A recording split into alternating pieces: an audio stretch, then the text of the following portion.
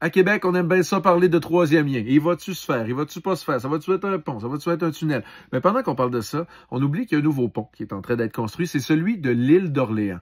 On s'en va faire un tour sur le chantier pour voir d'abord quelles vont être les différences entre ce nouveau pont et l'ancien et de deux, où est-ce qu'on en est dans l'avancement de ce chantier-là. Là, présentement, on est encore dans tout ce qui est accès, donc accès nord, accès sud. Au nord, on voit déjà quand même bien avancé. On a une jetée conventionnelle qu'on a avancée, qui est la première portion. On a la jetée confinée, qui en fait, c'est deux murs de pale-planche, deux murs de planches d'acier qu'on vient enfoncer dans le fond marin puis qu'on vient remplir par la suite.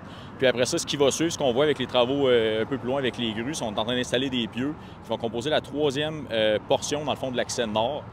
C'est un accès sur pieux, donc c'est un tablier métallique sur des pieux qui sont foncés au fond marin. Et ces deux ponts, deux technologies. Le premier a été construit en 1935.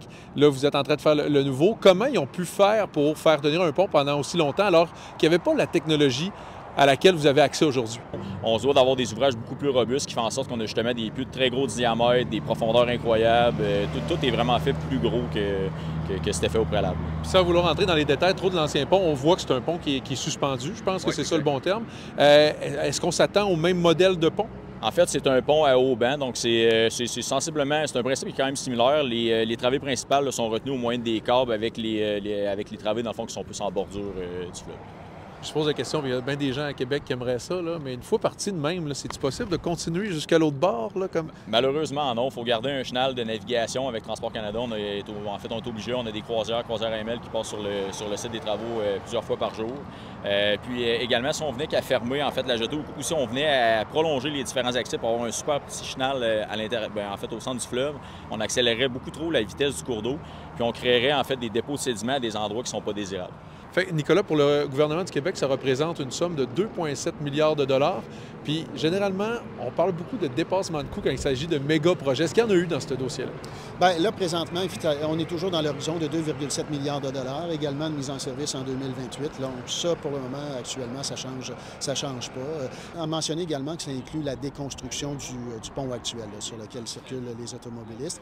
Et pour la mise en service, on est encore dans l'horizon 2028. Si on parle du pont actuel, ce que je vais me permettre d'appeler l'ancien pont, c'est quoi les différences majeures qu'on peut observer dans les deux structures? Parce que quand même, bon, l'autre date de 1935, c'est pas les mêmes technologies dont on se sert pour faire des infrastructures de la sorte.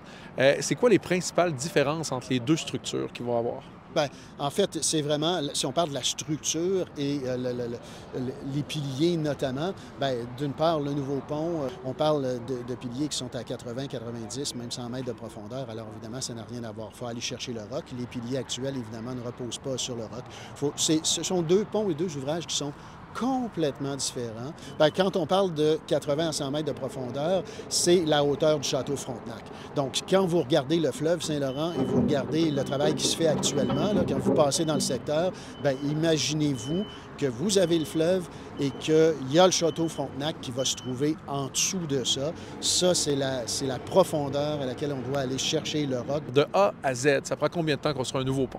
Bien, évidemment, la conception d'un pont comme celui-là, ça prend plusieurs mois, plusieurs années. Il y a des étapes qui ont été franchies. Il y a eu des conceptions, évidemment, préliminaires là, qui se poursuivent. Il y aura une conception finale qui doit être effectuée.